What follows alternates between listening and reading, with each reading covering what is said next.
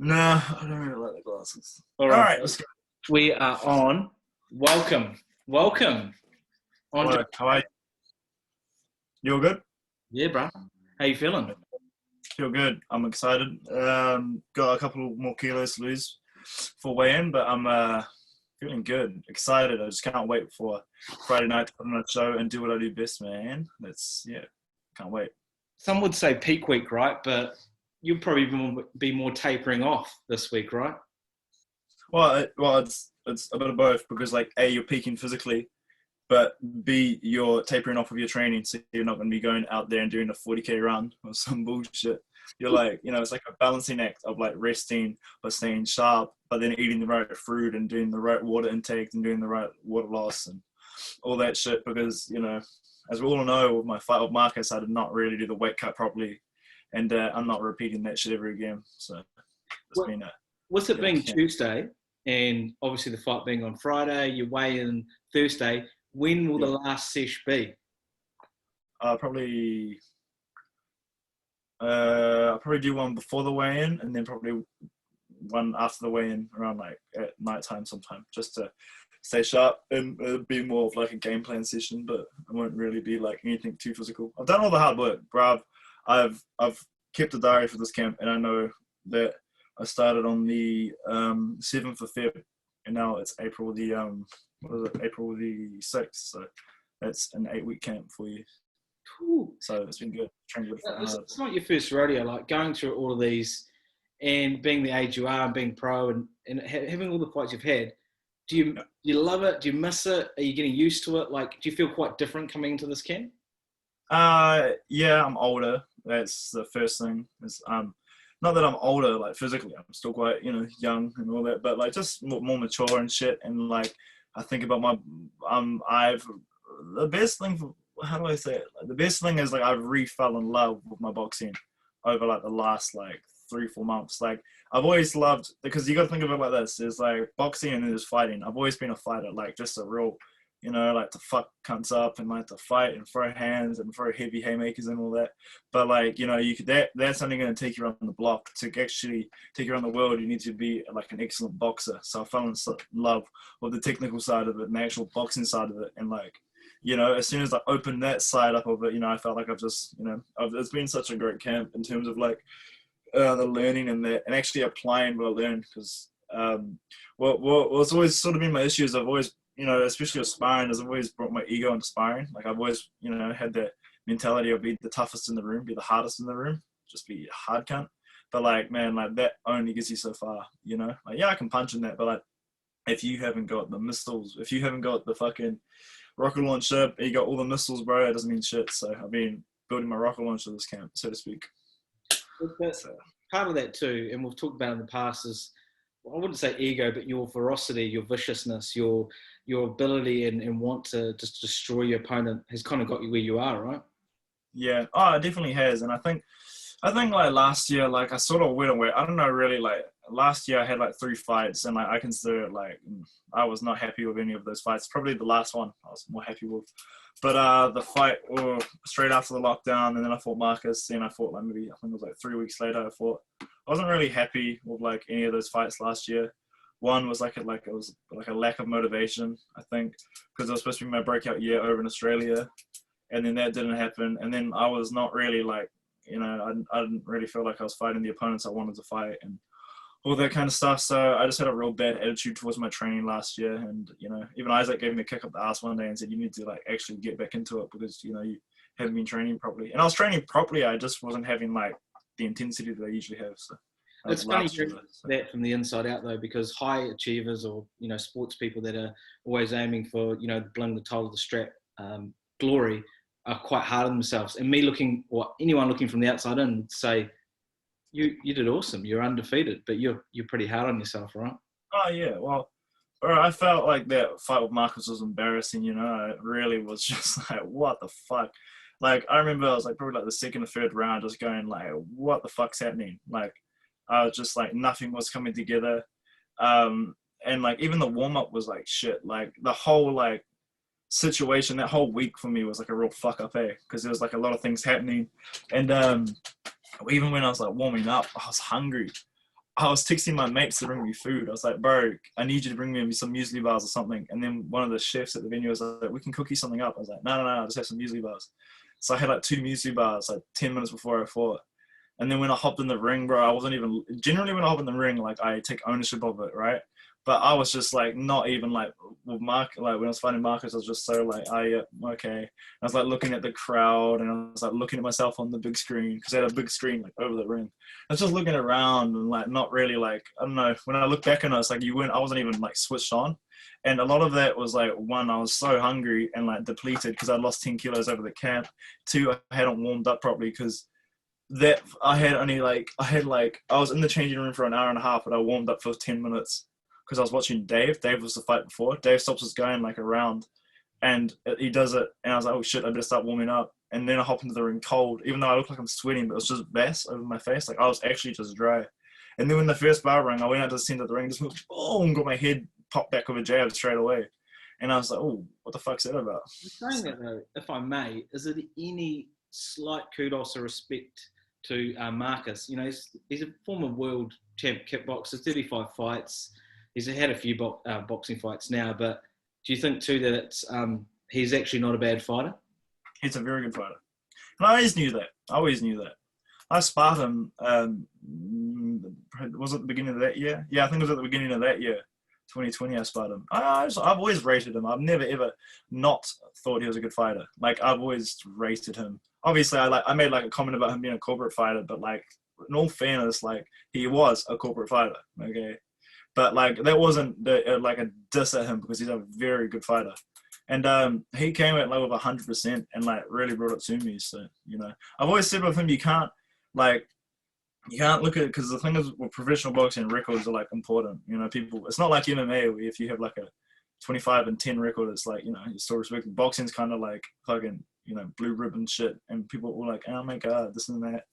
But I always rated him, and like, man, like, you know, he came with full force, and I had trained hard for that fight, but I just wasn't like mentally 100% on. I was really flat, and then I ran out of energy in 3 rounds, so like it all kind of went pear shaped. So I had to dig, man. I just had to like pull it out of the bag for that one. So that was hell. That was worse fucking. Oh, that was terrible. You know that saying, any given Sunday, right? Because I bet you've gone to training some days, right, and you felt like you could smash anyone. And then other days you've gone to training and you might even get toasted up a little bit by someone else.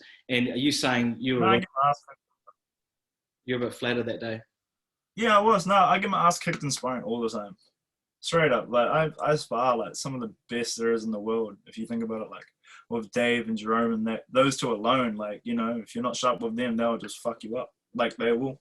Yeah. And you know, but what's that?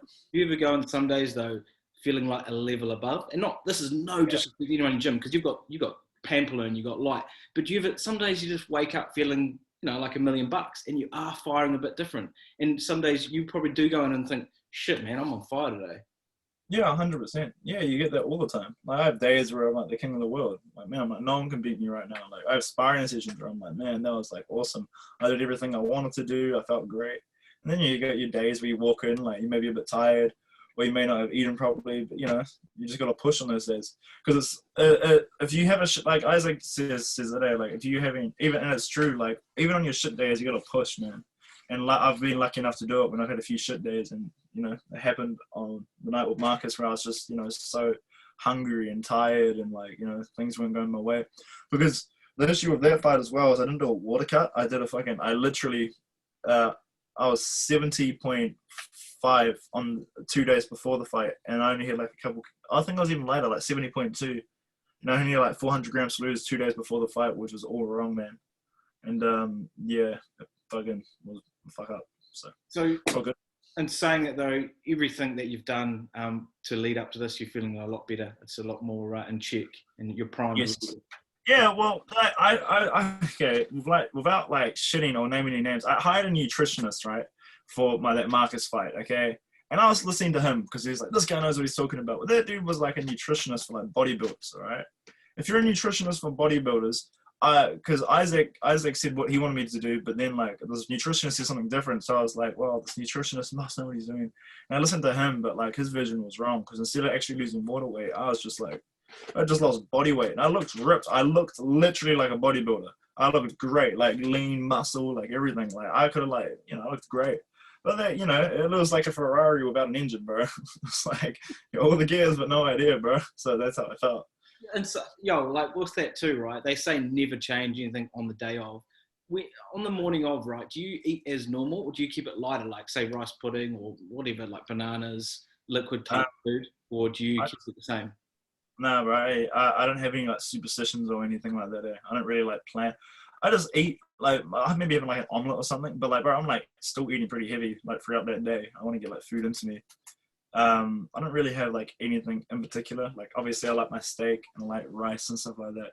Anything just, like, wholesome that makes me feel full. I'm not really too picky. I wouldn't have anything, like, shitty, like, fucking Burger Fuel or, like, Burger King or anything like that. But, you know, definitely have something solid. And then, like, hours out, like, energy gels and just water, right? Or do you not even get into the energy gel or bars, protein bar type, soft food? No, I've never really had energy, but I've saw them before, but I've never really used them before. It's probably something I should look into, though, I think. Now, what do you think about the opponent? Shay. He's no walkover himself. I mean, and at your level, you can't actually fight anyone that's easy. So, what do you know about him, and what do you have to say about old Shay Brock? I would say, well, he's a tough fighter, man. He's really tough. Like, you know, he's been in the wars with, like, Bowen, and he's fought, like, Dwight Ritchie, and he's fought Marcus, and he's fought sorry, it's my dad just stealing something. He's fought Ritchie and McGunner. He's fought, like, some good fighters. What's that? Yeah. I've seen that fight on YouTube. I've seen all those fights, actually. I know everything about him. No. He's good, man. He's tough, bro. He's got a mean kung fu style, and he always brings it out. And, like, you know, when you have someone like that and someone like myself, you can only expect, like, a good fight. So he's cool. I'm really looking forward to the challenge, you know. I'm really looking forward to someone coming to take what's mine, and I'm going to defend it. And, yeah, it's over 10 rounds. So, I just can't wait, you know. It's cool. I'm really excited about it. I saw a pic come up of him the other day, and, you know, he's looking pretty shredded. But, I mean, anyone at this level is going to look in shape, and it seems like he's sort of been training a little bit harder and longer for this one. So this, you know, on paper looks like to probably be one of the fights of the night. Would you agree? Well, yeah. Generally, when I hop in the ring on the fight of the night, because I always try to put on the best performance, you know, of the card. Especially now, since, you know, I love being the fight of the night. I love being the performance of the night, and I'm always wanting to put on the show. That's my whole thing, man. Is like, I want to give something that people actually enjoy, you know. That's what I go to do. I love doing that. Yeah, it's gonna be a mean fight, but you're gonna see, like, a different Andrei. It's not gonna be like fucking gunslinger thrown from the hips, bro. It's gonna be different, and I'm not going to give away what I'm going to do, but everyone's going to be like, wow, that was, like, the best performance. Ring entrance song? You see it on the night, mate. You just, it's all part of the show, bro. It's how funny was it last time when, I can't remember what fight it was, if it was the last one or the second last, and it was on Sky, and you even got the commentator or whoever she was singing with you afterwards. I mean, that was serious, right? That was before the fight. That was like 5 minutes before the fight. That was crazy. You were amped, you're ready to go. You love putting on a show, right? It seems like you go to another world when you jump in.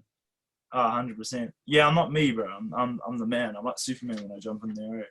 Like I was like mano y mano, bro. Kill or be killed. It's not like, you know, like, I'm in there to do a job, and it's my job to be a professional boxer, but I'm also gonna have fun with it.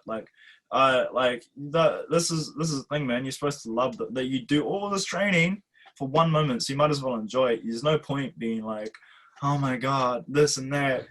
The world's ended. You can't be like that, man. You just gotta be like, you know, this is mean, bro. I trained so hard for this one moment to be like the star of the show. You know, and that's what I do, bro. It's like, I just get excited. I fucking love it. I love being in the ring, and I love being the star, man. Yeah, I just can't wait, bro. This is gonna be I love it. Work-wise, obviously you probably had the week off, and you're getting more and more, not notoriety, but more fame, I guess, as the fights go on. What's it been like at work? Have people been coming up to you? How's the fight? How's training? And, you know, how do you deal with that in a sense? Work's good. Like, everyone at work knows I'm a professional boxer and what I do, and I'm the middleweight champ and all that. Everyone knows that. Everybody's always eager to know when my next fight is and how training's going and stuff like that. and it's nice. It is nice, but like, you know, when you've got asked that question maybe like 5 or 6 times In a day. in like a space of a few hours, it wears a little bit, like, you know, because like I do more than just boxing, you know. And at work, like, I just kind of want to be at work. Like, I do boxing so much, and it's on my mind so much that sometimes talking about it all the time, especially when I'm not in the right mood, it can be like a bit annoying. So I try to redirect the question back to them. They asked me, and I was like, "Oh, but how about you? When's your next fight?" And then they start laughing, because, you know. Have you actually inspired any of that work that have thought about boxing and said, "Oh, can I come down?" Have you had anyone come down from work to teach boxing? I know, no, because I think, nah, I try and encourage them to go try and do box fit first or something. It depends, like, who they are, what they're doing, but like, I try and encourage maybe box fit, because I think there's it's like a war. People romanticize about war. Like, imagine going to war with your buddies and that. But when you actually go to war, it's hell on earth, and like, you want to get out of it. It's sort of like that. So everyone wants to be a professional fighter, but not everybody can be.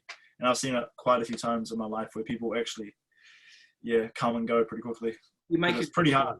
You make a good call, and you know, you will see it all the time, right? Whether you've trained at Peach or other gyms, the weekend after a big fight night or UFC or wherever it may be, you'll get a new influx of people come in.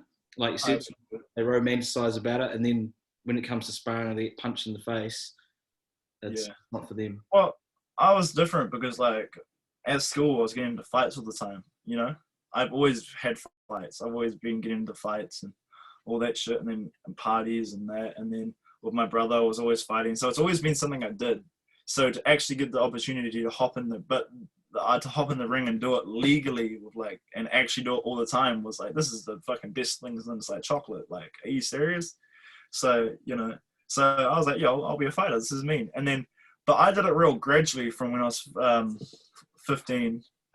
Even before I was 15, I literally made like a punching bag and hung it off the tree and got like cheap boxing gloves on there, like, you know, shit like that.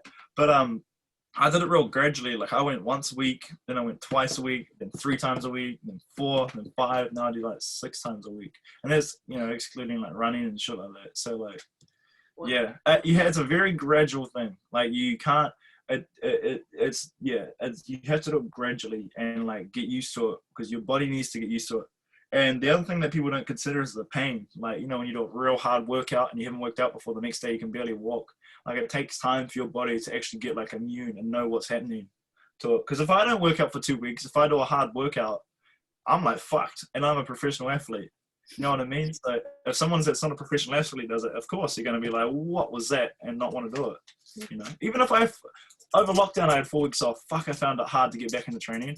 Like, just to be like, man, going through all this again, like, fuck. But and fight as well, you're pretty disciplined, which is incredible, right? There's a lot of people out there that you know, just go wild after their fights, and rightly so. Are you saying to, and it's hard probably to say now, but will you do the same thing? Maybe one drink, head home. I'll definitely have a drink. Even though I'm not a drinker. I always say to people, I don't drink, which is true, but not necessarily true, because like, there'll be like once or twice a year where I'll have a piss up. And that I have to, because like, you know, if you're in prison 365 days a year and you get let out for 1 day, what are you going to do? You're going to do whatever the fuck you can do, right? So, you know, I try to see my training's not prison, but like, man, like, I was talking about this with my missus last night. Like, I've chosen to be a professional fighter, okay? I chose to do this. No one told me to do it. So, and with that comes with no drinking, no smoking, no late nights, eating healthy, and, you know, it's all a part of the job. Like, you know, it's all a part of what you do. It's not glorious training. There's no like glory in it, you know. It's literally sweat, smelly wraps, smelly gears, bro, like fucking blood. It's all that shit. It's not glorious. You're sweating all the time. You know, it's hard, man. People don't see that. So that's That's the thing, right? I've only just started training again recently, and I went into the gym, and the smells were there. You know, the sweat, the whatever, the oils. And I thought, well, no, this is just normal. This ain't a bad smell. This is training. This is blood, sweat. That's the boxing gym, yeah. And but like, people don't understand that. People, especially people that are new to it, they're like, it's almost like they get flabbergasted. They're like, wait, what? We have to do this and that. Like, it's funny, man. Like, I've seen it a few times when kids have come to the Peach Boxing Gym, because Peach Boxing train really fucking hard. and they do like one session, and they're like, "What the fuck was that?" Like, like that. We get to do that like 3 times a week for the amateurs. They're like 3 times a week, but imagine having to do that like every day except Sunday. So. Well, no, that's the thing. If you want to get to the top levels, world status, champion level, that's just the beginning. That's just the beginning, right?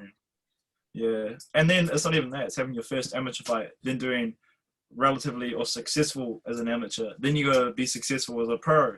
You got to get through all your fights, and then you got to get to like an Oriental title. Then you got to get into the top 15. It's a real process, eh? And I try and tell people, hey, like, you need to really love boxing if you want to do it. I'm lucky. Like, I fell in love with boxing when I was 15. But you have to have a real love for combat sport if you want to do it. Any combat sport is. It's not like you can show up and then all of a sudden you're gonna be Bruce Lee. Like, you have to really want to do it. So that's my thing that I tell people, is like, just make sure you really want to do it. I've seen Chad in the ring, in the gym with you guys. Have you done any rounds of Chad? Come out for his 100? Yeah. I have done a few rounds of Chad. I've done maybe.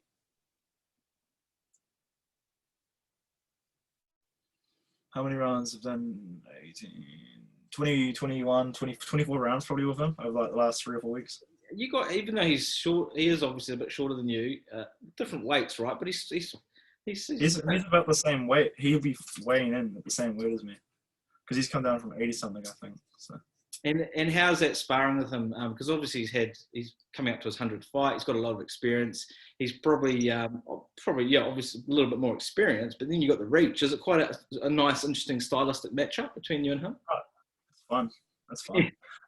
But like, sparring's about learning. Like, you know, like, he's working on shit, I'm working on shit. It's interesting. Like, he's very snappy and explosive, and he's cute, man. Like, not cute by looking, but like, he's got like little tricks he knows. And I have my little tricks. So it's funny, like, afterwards when we were like debriefing, me and him would just chat about the sparring, and you'll say what he likes, what was working, what wasn't working. And I did the same with him. But he's very explosive, Chad, and he can punch for his size. So good for him. I like Chad. Actually, it's good having him in the gym, because he brings another exciting energy as well. So it's cool. It's good having another experienced fighter in the gym. Speaking of that debrief, right? How much do you say and not say? Say, for example, you do finish sparring and they got you, you got them. Do you talk about that and say, oh yeah, that was a good shot, you got me there, and they do? Or is there a little bit of that, but you don't give away all your tricks? I'm open to tell. Well, it's the guys in the gym. It's the guys it's my family. I see every day. I just tell them exactly what they didn't mean and what I didn't think was mean, and they'll tell me the same. Like, Jerome hits me with like a mean like counter or something. I'm like, bro, that really worked. You should try that. Or if he's doing something that is really good, I'll be like, bro, keep doing that. Or if I hit him with something, he'll be like, yeah, you got me with that. There's honesty, you know. In the gym, it's about learning and being constructive and all that.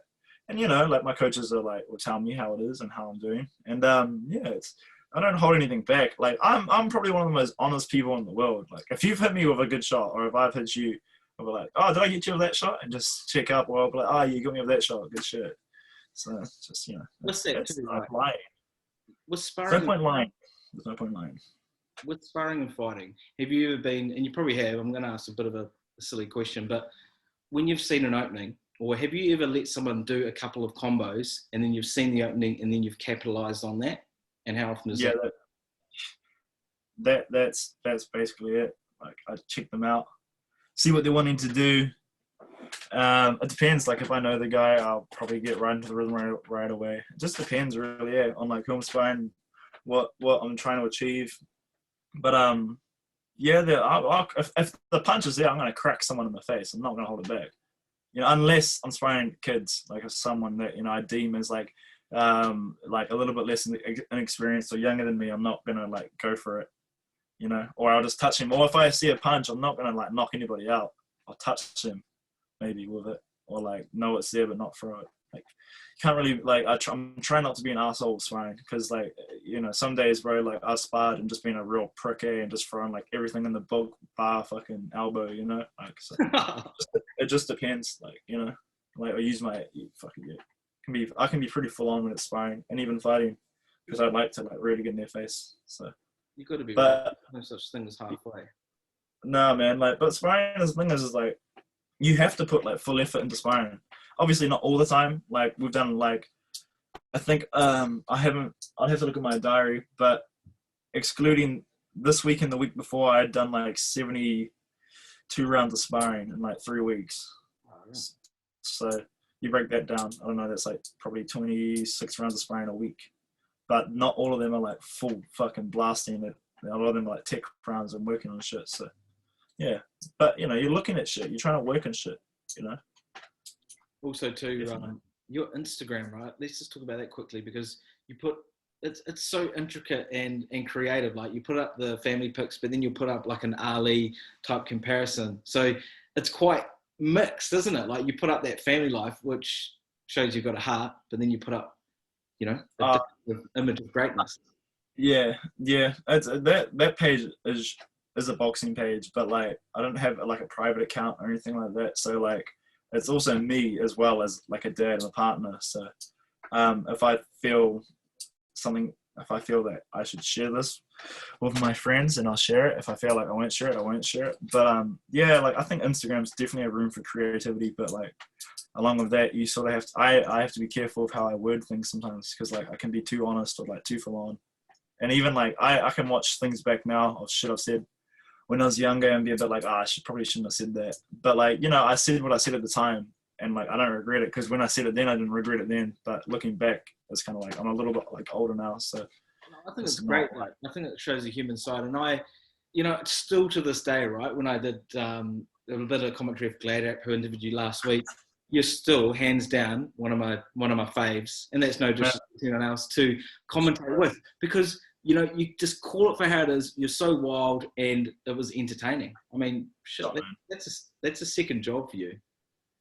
Yeah, maybe down the line when I finish up with my fighting career, I think I would do something like that. I've always liked it. I'm very lucky to like excel in front of cameras or under pressure. I've always been like, that's the one gift I have, like, you know, and I'm really happy with that. Like, that when I have to do something, I can do it and do it extremely well. So I'm lucky to be able to do that. But like, obviously a lot of it, some things need fine tuning and refining, but like if there's no room for growth, then what the fuck is the point, you know? You gotta always be willing to learn and grow and shit like that. And yeah, I like it. I like being in front of the camera, don't get me wrong. I like talking. I like the sound of my voice. And I think I have a justified opinion, like, because I think there are a lot of people that have an opinion but don't necessarily know what they're talking about. And I have a fair idea what I'm talking about, because I do this all the time. I don't know everything, and I'm the first one to admit I don't know everything. I don't know a lot of shit, actually, but like I have a fair idea. You know, I've still got heaps to learn. And with the young one as well, will he be coming along to the fight? Or? Taryn, no, my kids stay at home. They're too young, and the atmosphere would be too much. He's too young, like, you know, he gets excited about seeing the trucks go past, and that's all he needs to know right now. He doesn't need to know that his dad, like, he's got an idea. Like, we have boxing clubs when we play fight with each other and that, but like he doesn't need to be at the fights. He doesn't need to. He's too young. And maybe one day, like, and I'm not even going to force boxing onto him. I'm not even going to say, I did this or that. I'm just going to let him figure it out slowly. You know, I'm not going to like force anything on him or like let him, you know, but if, you know, I'll bring him to the gym and that, but I won't ever like say, I've done this or that. Just let him figure it out and let him make up his own mind about what he thinks. You know, I want him to be happy first and foremost. I don't know. It's a tricky one answering that, because like I want him to just do him. You know, I want Taryn to be Taryn and a Toro to be a Toro. I don't want him to be Andre's son, so he's a fighter. If he wants to be like, I don't know, what's a real out there job, like a marine biologist, and like I wouldn't really care. I'd be like, that's a bit what the fuck you doing, but like I wouldn't care too much. Well, that's the thing, right? I've heard some really good comments on this from fathers, and they've basically said some of the best answers I've heard is no matter what they do, as long as they're happy doing it and the best at what they do, whether it be, like you said, marine biologist, the world's best ballet dancer, or I don't know, jiu-jitsu champ, as long as they're happy and they're doing or excelling, it's something they love and enjoy. Well, it's tricky, because this is something that me and my missus had discussed the other night, was just because I have such high expectations, because this is what I found out about thinking, right? I have very, very, very high expectations of myself about what I do and who I'm around, and like how I eat and what time I go to bed and what I watch and what I don't watch. I'm very strict on myself. Like, you know, I'm very like regimented, so to speak, you know. I have my routine sussed, and I know exactly what I want to do that day and what I don't want to do. just because I have that shit on myself, just because I don't do certain things like go out and all that, doesn't mean that the people around me can't. And me and my missus were talking about that, that almost like the fact that like just because I couldn't do it, I was almost like saying like, well, if I'm not doing it, you can't do it, you know. And I get like that, especially with the kids sometimes, or even with my missus. Just because just because I'm eating real healthy doesn't mean they have to eat real healthy. Because I was saying to Chris, like, she's drinking Coke, and I was like, why are you drinking Coke, man? You shouldn't be drinking that. And it wasn't that. And I get out with my workmates. I'm like, man, why are you eating that? That's shit. Why are you eating that? That's silly. And it's just like, they're like, man, like, you know, just because you're hungry, like, I'm, you know, or like whatever. So I've got very high expectations, and I've had to learn to like not expect them on other people. Yeah. Where's the rice crackers at? I was gonna actually get some rice crackers, but nah. What time is it? I got training at it's only 2:30. I got training at 6, so I'll have some carbs and some mints or whatever before then to give me a bit of energy then. So now going back to your, it's the final couple of kilos I'm losing over the next 4 days, so I'm not going to be eating silly. Just when I feel a little bit hungry, I might top myself up. That's about it. With that disciplined, regimented lifestyle, right? I just want to touch on that again. If someone in your circle is being negative, or you meet someone new that is just, you know, not kind of your cup of tea, do you say something or do you just cut them off? I don't acknowledge them generally. Yeah. I let them be them, but I will just be like, look, they're not going to affect me. Like, you know, just because someone's got a negative attitude. And like you get that with like colleagues sometimes, they have like real negative attitudes, and like you can get worked up about it, but then if you just think of it as like, you know what, like when I leave this place, like you mean nothing to me, and then you just kind of go, oh, okay. It's the people around me, like my immediate family, like the people I live with. Like I live with at my place, man. We got so many people, bro. We got like 9 people that live here, because I have my place out the front and my parents are behind me, so we're always like, you know, there's always someone around, and you know, that's my like immediate circle. So like some days like someone in this house could be negative and I'll just avoid them, or they could be positive. But like, you know, you just choose what. It's sort of like you sort of just got to be careful like what's coming in and what's going out. You know, just if someone's being negative, just ignore it. Like it's, you know, just let them do them. But you know, you don't have to tell them off. I have told people off before, but like I try not to, because like fuck, when I get shitty, man, I get mad. It's just not really like in between, bro. So that's why you don't really see me mad, because when I do, it's not fun. I get really over the top. So yeah, it's just me. And I've also got real snappy over the last like couple of weeks because of like that, just like less eating and not eating what I want and that. So you start to get a bit more snappy, bro. So I was gonna say that, like, because it's only 2 days out, right? And usually, well, 2 days out, I don't talk to too many fighters, especially the day of, or just something quick. Hello, are you all right in that on day of, or are you just like so focused, you just want to kill? That's it, or are you okay? I'm pretty chill. Like I want to have like I'm all good. Obviously a little bit anxious and nervous and that, and you know, but you're focused, man. Like you're not. I'm just thinking, not overthinking, but I'm thinking about like the night and what I want to do. But like it's sort of like, okay, a fight's like a movie. Like you're gonna go watch a movie, right? Or like, the best this is a better way of putting it. A fight is like driving home from work, man. It really is, because you know you're gonna drive home from work. You know it's coming. And you know the route you want to take, but you're not 100% sure if there's going to be roadworks on the way. You don't know if there's going to be red lights or green lights. You don't know how long it's going to take, but you know you get to get home, all right? So when you drive home, you've got to be prepared for anything. Someone could pull out in front of you. You've got to swerve that. Be focused, you know? Could be roadworks. All right, we'll take a slight detour. It's like that. It's like driving home from work. You know it's about to happen. You don't overthink it, but you think about what you're doing in X scenarios. That's sort of how I do it. But on the day, I'm pretty chill. I'm just fucking chilling out.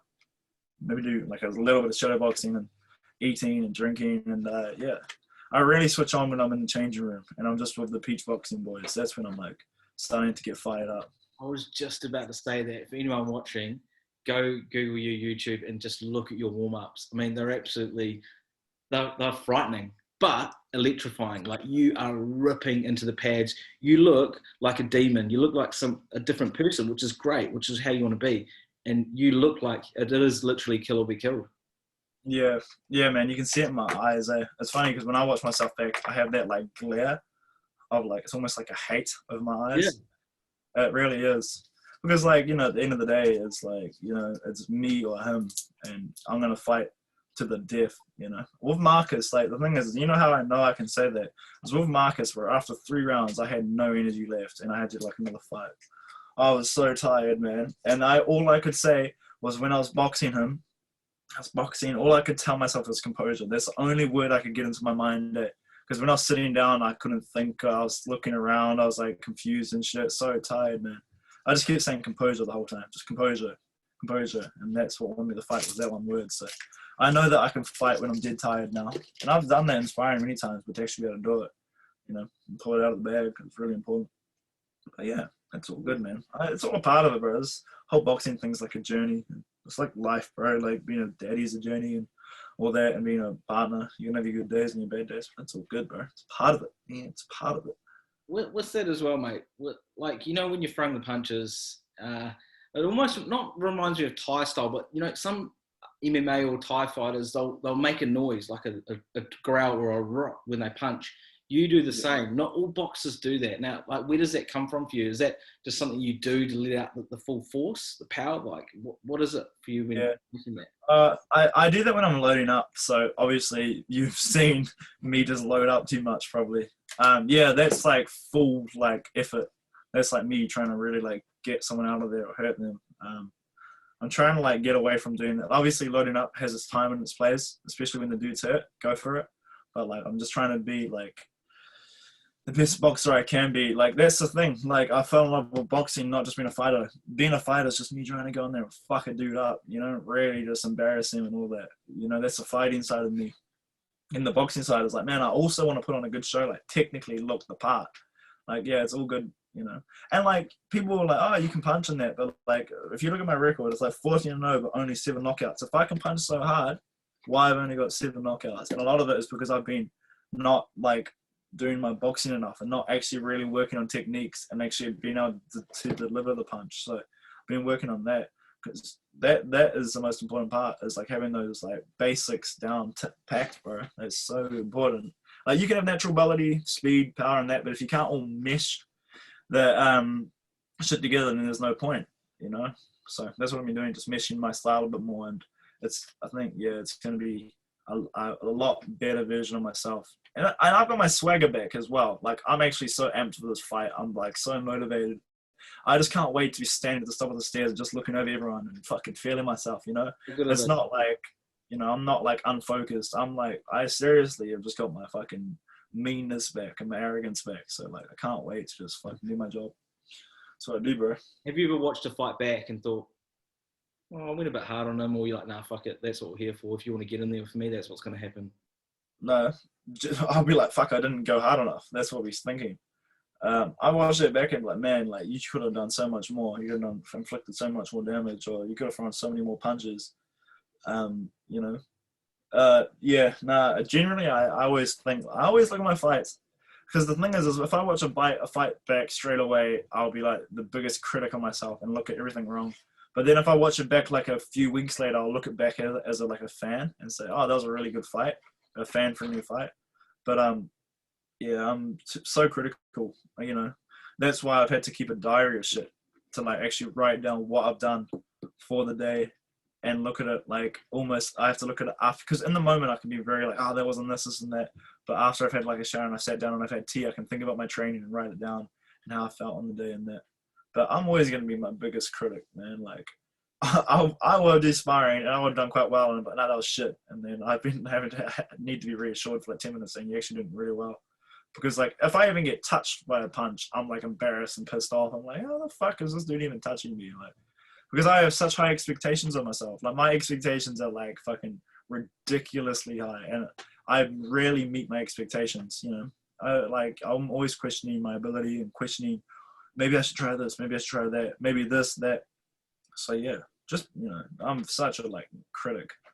But you sort of need to be like that. You can't be like, yeah, I'm the man. You know, I like outwardly, yeah, fuck yeah, I'm the man. And inwardly, I think I'm the man too. But I'm always wanting to like work on shit and be better. It's so important.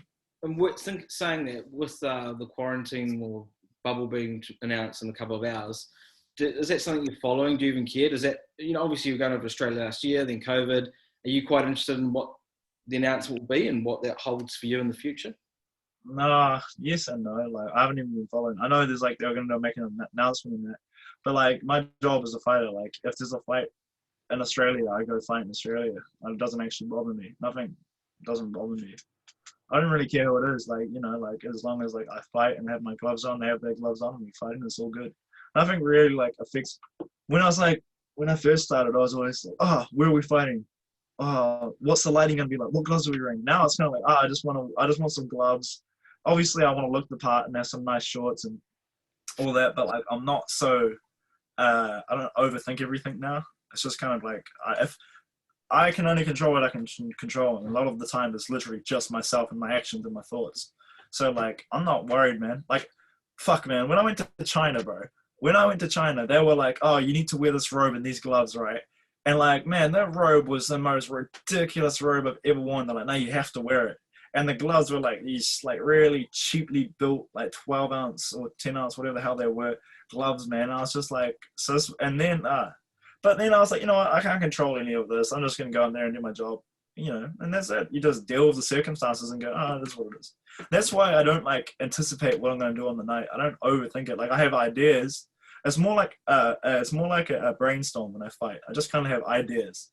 Like I have ideas of what he may do, what he may not do. Because, for instance, I can watch every fight of Shay. For instance, I can watch every fight of him, right?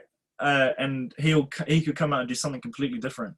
So that's why I don't necessarily worry about him. You know, of course I'm focusing. I'm aware of what he can do, but like I'm worried about me, and he has to adapt to me and what I do. Because it's about me. As soon as I hop in that ring, it's all about me. It's not about anybody else, bro. It's not about the announcer. It's not about my opponent. It's about me. I own that show. I own this shit, you know? And at the end of the day, like, people's eyes will be naturally drawn to me because I do cool shit. Like, you know, I do gangster shit. So I've been in, like, some really shit fights, some mean firefights, some really good fights. But, like, I make it about me. I become the star of the show, regardless of what people think. You know, I will do it. You know, with that too, I can just tell by watching the production and doing the interviews and done them myself, you make it so easy for the post interviews prior. I think they love actually interviewing you because you make it so easy and entertaining for them. Yeah, but that's not me like putting it on. That's literally just me saying how I feel. Like, you know, like you know, the most honest form of the truth is always in comedy. You know, if you watch comedy, a lot of it is the truth. Nobody wants to hear the truth, okay? Nobody. But if you make a joke out of the truth, people will laugh because they know it's true. Like, it's weird. It's a weird one. Have you ever heard someone mock someone and they're literally just saying the truth? Like, for instance, someone's got big teeth. Oh, Bugs Bunny over there. And they're like, ah, ha, ha, ha, because it's fucking true. Like, the truth, people can't handle the truth sometimes. And, like, I don't want to be the dude I don't want to be the dude, bro, that has to be honest all the time. But like, so I get sick of it. I just get sick of like, yeah, we're bros, you know, blah, blah, blah. Yeah, oh, my man, like, that shit. No, it's not about that. Stop. Because we're not bros, all right? We're not.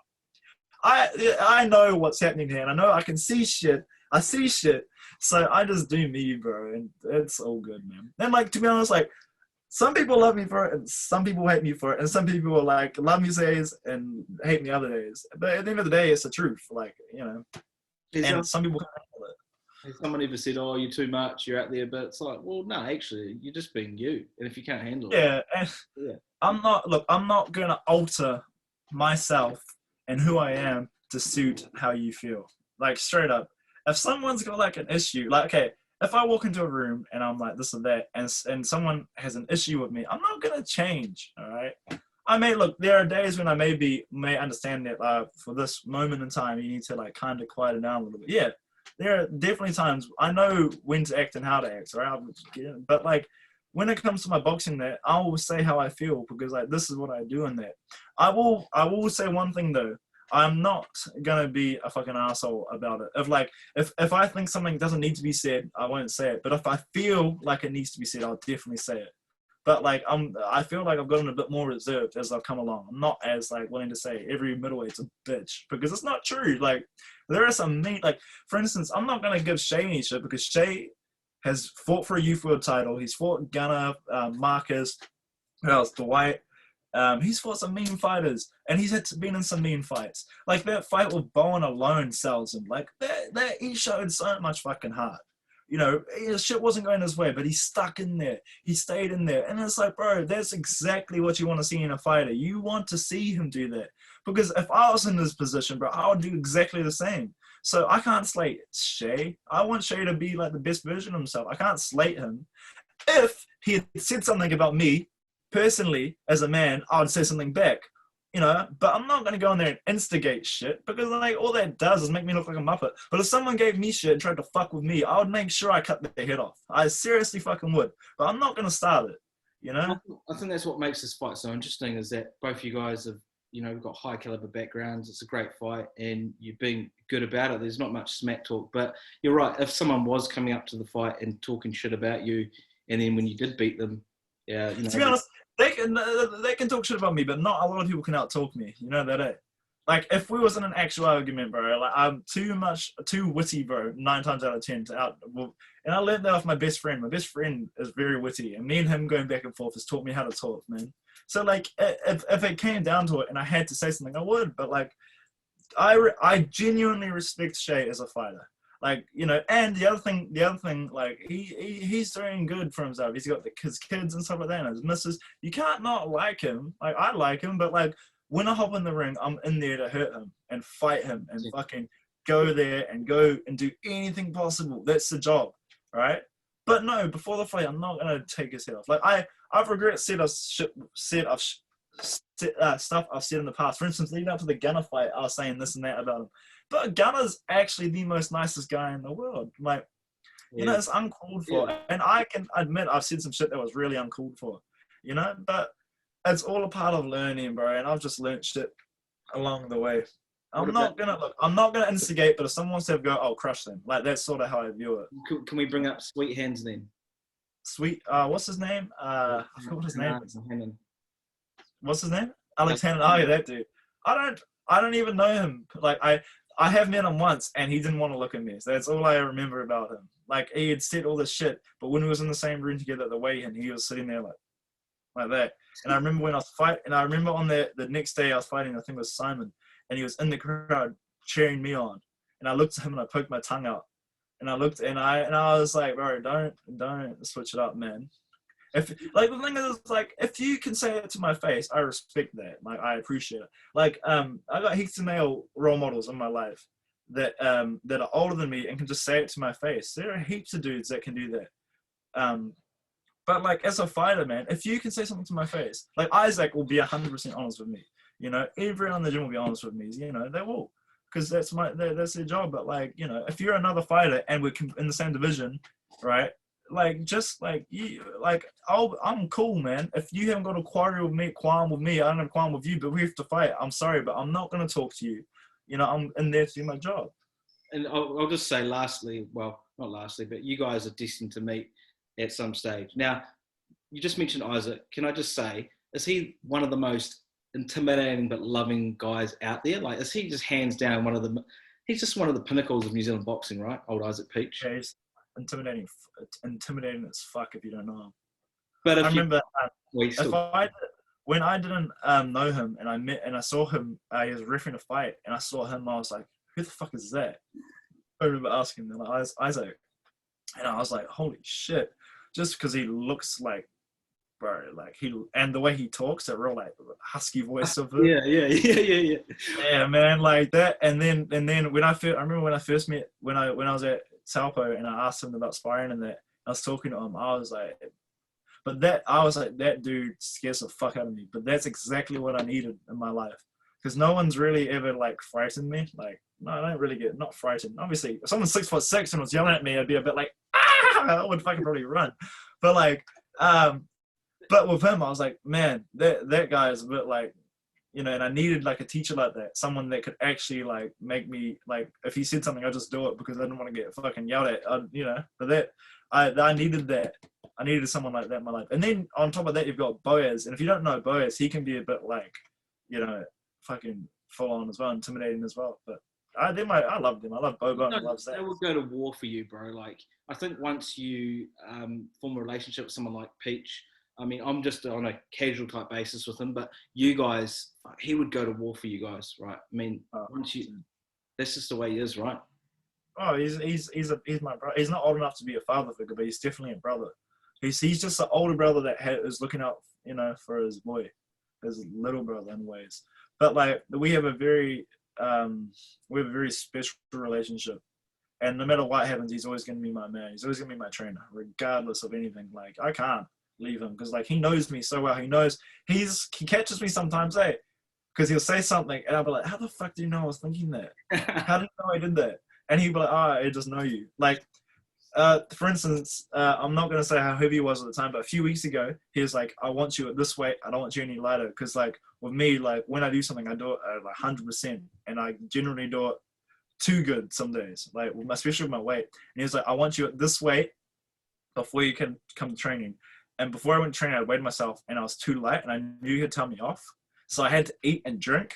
And I got the training, like, yeah, I'm perfect on weight. And he was like, oh, that's good. And then I think it was the beginning of this week, he was like, yeah, I know you did something like that, when you're supposed to be this weight and you ate and drank. I knew you did that. And I was like, fuck, he's on to me, But he's also on to me when I'm training. Like, I don't, I've had moments in training camps where I've just like taken, like, not trained as hard as I should. A lot of that's due to motivation and like just mental things that I've actually really worked on. Second of that is like having a diary has really helped because you don't compete with like David Light or Jerome anymore. You compete with yourself, and that's really helped. But he just knows. He can just watch and he can see how I'm acting in the gym. And I'll walk into the gym and he'll know if I'm tired just by looking at my eyes. He can just see it. He just knows me that well. But I've been with him for like 4 years, and I'm with him like every day besides Sundays. So of course he knows me to a T, and he knows what makes me nervous. He knows what makes me excited, and that. But yeah, someone like that is special, man. Also, obviously he's a great role model and such a good thing for New Zealand boxing. Who else in New Zealand you look up to all around the world? Who else helps you out there that you look up to and inspired by? Who am I inspired by, or who helps me out? Or is that a double question? Double question. Okay. Who inspires me in New Zealand and in New Zealand and around the world? Because New Zealand first. Oh, okay, New Zealand.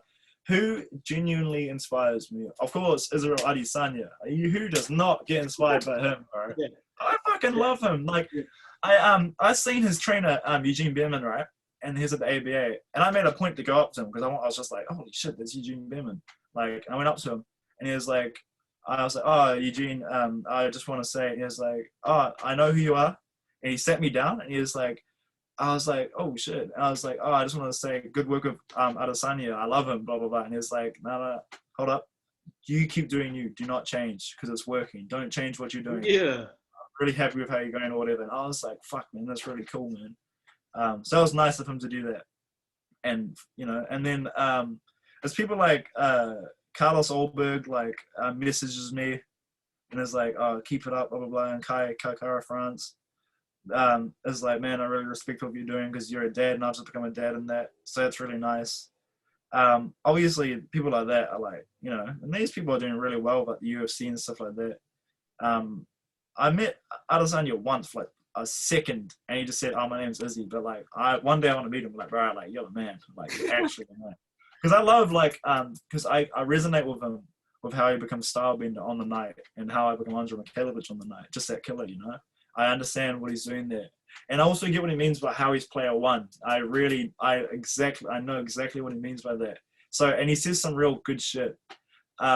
Joseph Parker is like this is also because we're just talking mainly about New Zealand. Joseph Parker's cool. Like when I sparred his brother, he was at the gym as well. And I just knew for some reason during that day, I was like, man, I think Joseph Parker's going to be at the gym. I just thought that to myself. And he came that night and he watched me spar him. And as soon as I saw Joseph, I was like, oh, I have to fucking really show up now. And I did. And it was cool because he's like, he's fought like Anthony fucking Joshua, who's like my hero. Yeah, and like, and I'm just like, man, that's so cool. Like, you're just so cool, man. Like, you've seen Eddie Hearn and all that kind of stuff. And then, so they're the people that like inspire me in terms of New Zealand. The people that like I go to in terms of like, what was the other part of the question? There was this. Who do you look up to? Well, that's go into one, don't they? Can I just say with because they're people I look at, like inspired by, but people that actually genuinely help me, like Isaac, Boaz, Cess, Alina, my dad, my mum, My missus plays a massive part in that. My best friend in Australia, my best friends in New Zealand. So a few of my workmates, you know, just like, yeah, there's a lot of people like Hayden is another one. Hayden Linsky is a fucking he's the man. No one knows who he is, but he's the man. I'm gonna say that. But I try to have like real strong male role models in my life. I try to have that. I like people that are a bit older than me and like have strength, because you can feel strength in here. You know when someone acts strong, but you can feel there's like a false confidence, or they're lying. You can see that or feel it. Like you know this word mana, like that strength in here. You can feel that. You can feel people's energy, and I understand that. So like when I see someone and I like them, it's generally because I feel it in here. And I'm always telling people, you got to feel it in here first. If you can feel, I feel it in here. If you can feel it in here, then everything else will be sweet. But you need to feel it in here. So when I meet people, if they have that thing I like, there'll be something I like about them, or you know, they got that soul, man. I resonate with them. With Eugene, when he sat you down and said that, doesn't it sort of resonate that real recognize real, when he knows you're going to be a star, bro? So I think that's pretty awesome. Well, okay. Bro, you say that he knows you're going to be a star, but I may not be a star. Fuck, I may be retiring after this fight. You know, I could say something like that and really just throw a spanner in the works to fuck with everybody. I could. Like, to be honest, like, I'm just trying to do one fight at a time, you know? Like, you know, I'm just doing it one fight at a time, but it's nice that I get recognition from someone like that. That makes me feel good about myself. And it is also because I try not to look at like what I've done, because like, you know, I just been like, I don't want to ever like think I've done anything, because then I feel like I won't do anything more. I always kind of downplay what I've done. And like, when I first started boxing, I wanted everybody to know I was a professional boxer. Now when I go somewhere, I don't even want people to know I'm a professional boxer. I'd rather just talk about them, because like I've had heaps of people in my life talk to me and be my best mate, or like, you know, there's something about being a boxer that people like respect, you know. And if you try and stay away from the fact, if a lot of the time people figure out who I am pretty quickly. It's kind of weird now how people do that, and it's nice, it's flattering almost. But like, if they don't know I box, right, and they judge me for who I am as a person, I'd rather that, because like I don't want people to be like, oh, he's a boxer, automatically have to respect him. No, just judge me off what I am, who I am as a person. Like, for instance, like I want to be a great dad. I feel like I am a great dad. I want to be a great boxer as well, but I want to be a family man first and foremost. And judge me off that. Judge me off the fact that I look after my family first. You know, don't just look at my boxing and assume that the person you see on telly is not the same person that's at home, because it's very different. Because when you're fighting, you need to be that person. You need to be a beast. You know, you need to be out there. You need to be slightly different from all the. If you're looking at a can of tuna, okay, and you see a tuna that looks a little bit different, you're gonna be like, what the fuck is that? Okay. You need to be a bit different from the other fish, okay? You can't just be the clownfish. You have to be a little bit different. You got to be the guppy sometimes, you know? You got to be a bit different. But when I'm at home, I'm not that person. I'm just I'm actually fairly down to earth and chilled and just want to hang with my kids, man. Are you the clownfish, or are you the shark? You're the shark in the ring, the clownfish at home. Yeah, basically, bro. I'm just, I'm definitely, well, no, sharks are bullies. Did you know that? Shark go for the weak. I would rather be an orca whale, because orca whales fuck sharks up. Orca whales will walk into a room and the sharks swim away. Did you know that? Look it up. What scares sharks? Orca whales scare sharks. Because orca whales are like killer whales. They will fucking kill anything. They're ruthless cunts. Sharks are like fucking bullies. Sharks, have you not seen Jaws? They attack women and shit, and like the kids and the beach and the music and all this shit. Like the orca whales. Have you ever seen an orca whale like fuck somebody up on a beach? No, because it's seals, you know, and sharks, yes. That's actually a good comparison then. You don't want to be a shark, bro. You want to be an orca whale, bro. Because, like, first of all, they're majestic. Have you not seen Whale Rider? Shit, that's the most majestic shit I've seen, bro. Whale Rider. This lady riding damn whale. Was that the new Whale Rider? I am the Whale Rider, yes. I have been to Kelly Tartan's multiple times and touched him. No, I'm joking. Been to Kelly Tartan's once and really enjoy it. But, yeah. You would want to be a whale, if anything. If you could be any animal, you'd want to be a whale if you're a fighter. Don't be a damn shark, because I could punch a shark in the nose, bro, and I'd be like, ah, and swim away, bro. We all know that. That's what they say, just punch prick in the nose. Like. So last session tonight, you'll probably be tapering off after that and then just getting ready for war. Anything you want to say before we round up to everyone watching? Yes, I have new information. I have new information for you. All right.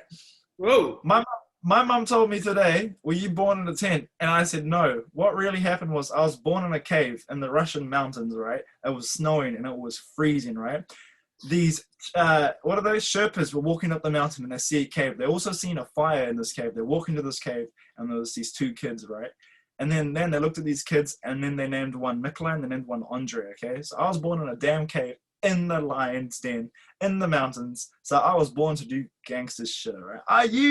I am prepared. I am so excited, man. You could go in there and throw some hands and slip some punches and uppercut and hook, man. Just wait, bro. Just wait. Just wait, because I swear to God, when I hop in that ring, bro, it's gonna be gangster, bro. Like, you've seen me in the past, you see me, like, swinging and that, you're gonna see me jab, roll, bop, bop, bop, bop, bro. It's gonna be me, man. I'm just gonna go in there and do me. And then I'm gonna call someone out after the fight. There's two names I'm gonna call out straight after the fight. And I'm not gonna say who they are right now, but I like both of them. But because of COVID and all this shit, man, we have to get that fight going. One will be a good, like, the main dude I want to call out. I won't name names just yet because I still need to make the discussions with Isaac. And even though I've been told to do it, but it's just how I go about it. But the one dude, like, you know, like, if I fight him, that will be super fight. That will be, like, biggest fight in New Zealand for a long time, I think. So they are Kiwi. Huh? They are Kiwi. It'll be a Kiwi. He floats around my division, and I think you know who I'm talking about. I think you do know who I'm talking about. But that fight needs to happen, definitely. But right now my job is to focus on Shay, and I just cannot wait to do my ring walk and hop in the ring and just be, like, amazing and do what I do, because that's who I am. I'm special. I was born special. I die special.